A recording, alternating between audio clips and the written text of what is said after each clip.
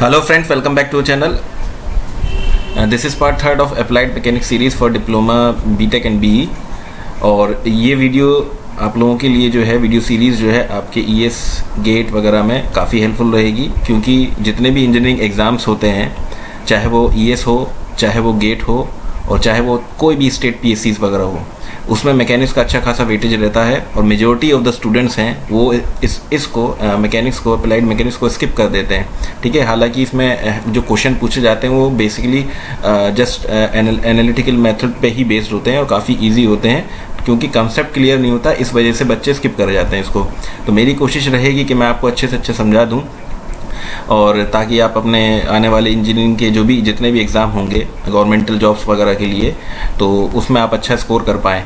और इस वीडियो में हालांकि मैं लॉ ऑफ फोर्सेस या फोर्सेस पे मैं एक अलग से थ्योरेटिकल जो है कंसेप्ट पे एक अलग से वीडियो ज़रूर बनाऊंगा, लेकिन काफ़ी रिक्वेस्ट मेरे पास आ रही है। लगभग आज की डेट में 10 से 12 बार मेरे पास ये एक प्रॉब्लम, एक नहीं कई प्रॉब्लम्स हैं, तो उन प्रॉब्लम्स को लेके काफ़ी मैसेजेस आए कि उस पर आप जो है सॉल्व करा दें। दैट मीन्स उनके यहाँ पे जो है शायद उनका सेमेस्टर में जो है वो प्रॉब्लम्स रिलेटेड जो है डिमांड होगी। तो इस वजह से इस वीडियो में मैं सिर्फ बेसिक आपको एक्सप्लेन करूँगा और वो प्रॉब्लम जो बच्चों ने दी हैं, और ये प्रॉब्लम आपके हालांकि ES वगैरह में इस टाइप की जो है मेंस के पेपर में पूछ ली जाती हैं। तो चलिए स्टार्ट करते हैं लॉ ऑफ फोर्सेस। तो लॉ ऑफ फोर्सेस मैं सिर्फ एक बार गो थ्रू रीड करूंगा, आप एक बार इसको गो थ्रू मेरे चैनल से, टेलीग्राम से इसके नोट्स ले लीजिएगा और गो थ्रू हो लीजिएगा इनिशियल टू फाइनल।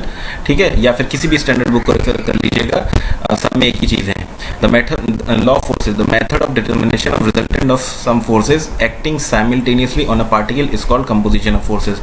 ठीक है, और the various laws use for the composition of forces are given as under, जैसे 3 लॉ हैं, parallelogram law of forces, triangle law of forces and polygon law of forces. तो इस video में मैं सिर्फ पैरेललोग्राम लॉ ऑफ फोर्सेस के बारे में बात करूंगा। ठीक है, और उस पर ये प्रॉब्लम करूंगा, सॉल्व करूंगा। ठीक है, तो पैरेललोग्राम लॉ ऑफ फोर्सेस क्या होता है, ये बोलता है कि अगर 2 forces acting simultaneously on a particle and be represented in magnitude and direction by the adjacent 2 sides of a parallelogram, then their resultant, जो उनका रिजल्टेंट होगा, मतलब अगर किसी पॉइंट पे किसी पार्टिकल पे 2 फोर्सेस लग रहे हैं, ठीक है, और वो adjacent sides of a parallelogram को रिप्रेजेंट करते हैं, उनकी मैग्नीट्यूड और direction, then their resultant will show then their resultant may be represented in magnitude and direction of the diagonal of a parallelogram which passes through the point of intersection। तो मैंने यहाँ पे ये figure दिखा रखी है, देखिए दिस इज अ पैरेललोग्राम और ये इस पॉइंट पे 2 फोर्सेस लग रहे हैं। ठीक है, तो ये एडजेसेंट साइड को रिप्रेजेंट कर रहे हैं, तो इसका डायगोनल जो है रिजल्टेंट जो है इसका शो करेगा इन 2 फोर्सेस का। ठीक है, तो यहाँ से मैं इसका डेरिवेशन पे नहीं जा रहा हूँ, जब आप ड्राइव करेंगे किसी भी स्टैंडर्ड बुक को रेफर कर लीजिएगा, यहाँ से ये ड्राइव करके ये रिलेशन आएगी। ठीक है, इसके लिए।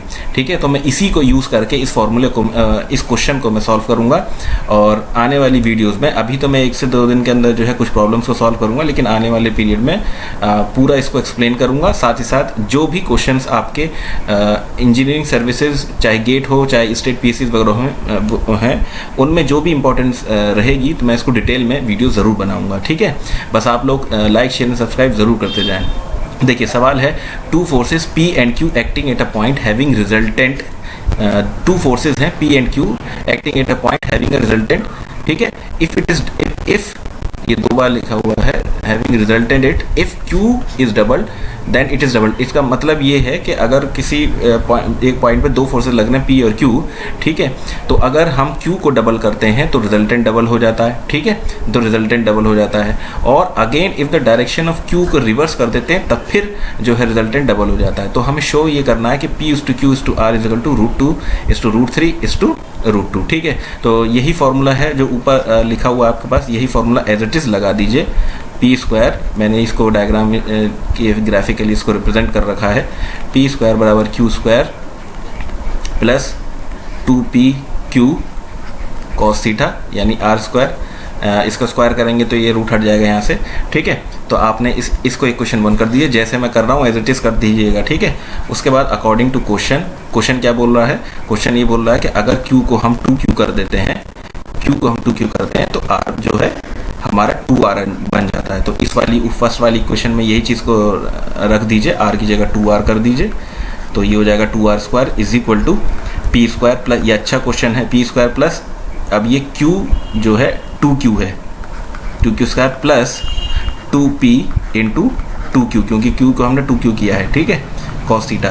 तो यहाँ से ये आ जाएगी 4r square is equal to p square plus 4q square plus 4pq cos theta, ठीक है। तो ये इस इक्वेशन को 2 कर लीजिए। उसके बाद अब दूसरी कंडीशन क्या है, अब q को माइनस कर दीजिए, ठीक है।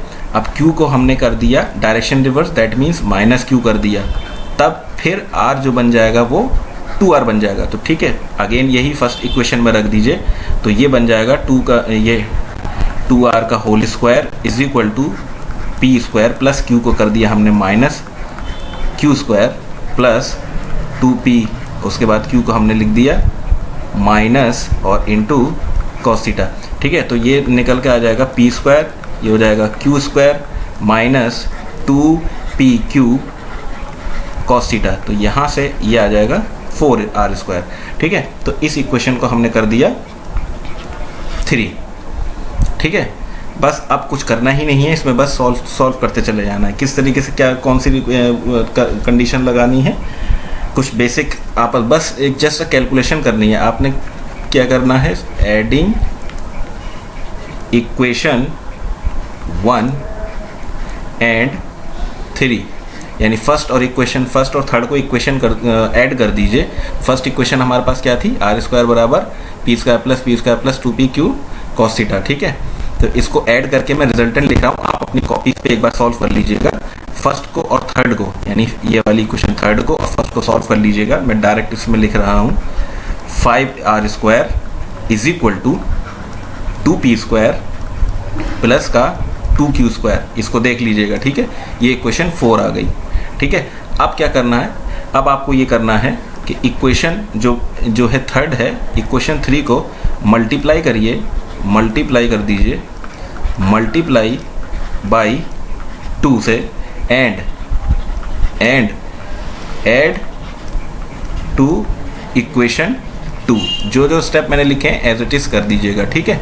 ओह ये भाई सब नीचे चले गए थे, हटा उसको, ठीक है। तो हाँ, क्या था, इक्वेशन 3 को 2 से मल्टीप्लाई कर दीजिए। अब देखिए इक्वेशन 3 को मैं 2 से मल्टीप्लाई करूंगा तो ये हो जाएगा 8r square 2p square plus 2q square minus 4p cos theta, ठीक है। और ऐड करूंगा इक्वेशन 2 में, यही वाली जो है, ठीक है। तो यहाँ कितना आता है 8r स्क्वायर, तो प्लस 4r स्क्वायर हो जाएगा 12r स्क्वायर। मैं इसको आप अलग कॉपी पे कर लीजिएगा, या चलिए मैं आपके सामने लिख ही देता हूँ।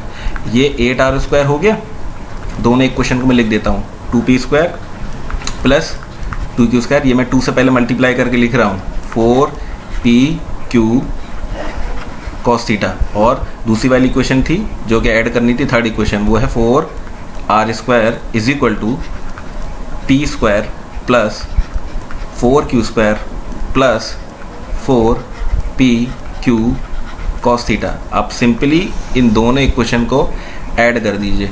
तो जब आप ऐड करेंगे तो यहाँ पे आपके पास आ जाएगा 12r square is equal to 3p square plus 6q square, ठीक है। और इसको आप पूरी इक्वेशन को 3 से डिवाइड कर दीजिए तो आ जाएगा 4r square is equal to p square plus 2q square. तो ये आपकी रिजल्टेंट इक्वेशन आ जाती है इक्वेशन नंबर 5। अभी ऊपर तक 4 था, ये 5th आ गई। उसके बाद आपको नेक्स्ट स्टेप में क्या करना है, सब्ट्रैक्ट कर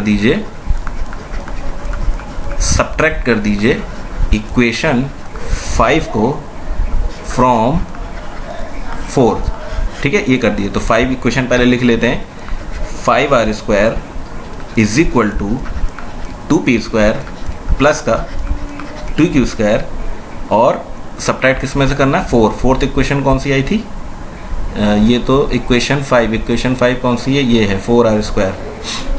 इसको घटाना है, ओहो जस्ट अ मिनट, इसको घटाना है, चलिए हाँ। तो ये है इक्वेशन 5, पहले किस में से घटाना है 4 में से घटाना है। तो फोर्थ इक्वेशन कहाँ गई, ये रही 5r square 2p square plus 2p square, सही तो लिखा था, और 5 इक्वेशन को घटाना है तो 5th इसके नीचे आएगी ना, सही है, ठीक। तो ये हो जाएगा पी स्क्वायर प्लस 2q²। इन दोनों को आप सब्ट्रैक्ट कर दीजिए। जब आप सब्ट्रैक्ट करेंगे तो ये कैंसिल हो जाएगा, यहाँ बचेगा आपके पास r² बराबर p²। This implies that r जो है वो p के बराबर है, ठीक है। उसके बाद नाउ अब फाइनल है, अब आने ही वाला है। नाउ